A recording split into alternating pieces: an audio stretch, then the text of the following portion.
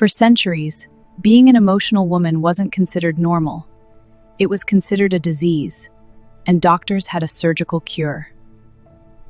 It started with the ancient Greeks. Hippocrates believed the uterus could wander around the body, causing anxiety, sadness, and irrational behavior. They called it hysteria, from the Greek word for uterus. By the 1800s, hysteria had become one of the most commonly diagnosed conditions in women. Symptoms included nervousness, sadness, creativity, and disagreeing with your husband.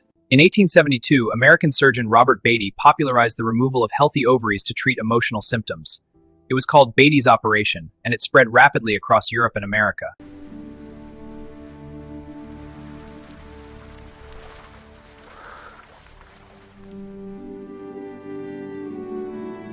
Women who were independent, grieving, creative, or simply outspoken were labeled hysterical.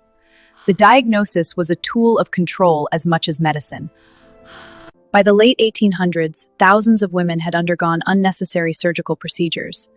Many were institutionalized simply for behavior that today would be considered completely normal. As women slowly entered the medical profession in the early 1900s, they began challenging these diagnoses. The science simply didn't support any of it. In 1952, hysteria was officially removed from the American Medical Diagnostic Manual, a condition that had defined women's healthcare for 2,000 years, simply erased.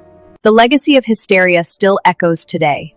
Studies show women's pain and mental health concerns are still more frequently dismissed by medical professionals than men's. History reminds us that medicine is not immune to bias. Questioning what we're told in science, in society, is not hysteria.